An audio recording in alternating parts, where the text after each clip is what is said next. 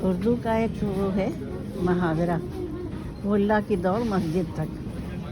तो बस मेरी दौड़ मस्जिद तक मेरी मस्जिद यही है। आओ, ज़रूरत की चीज़ें लो और भाग जाओ।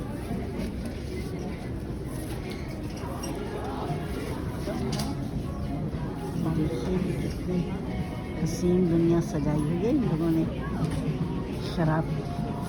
शराब की दुनिया है ये। तौबा तौबा। वो अजीज़ मियाँ की कव्वाली है ना, बड़ी प्यारी सी कव्वाली है, मैं शराबी शराबी, लेकिन उन्होंने ये कही है उस पर, इश्क़ हकीकी पर कही है। शानदार कव्वाली। मेरे अब्बाजान इतना खफा होते थे ये कव्वाली सुन के, कहते थे इसे फ़ौरन बंद करो।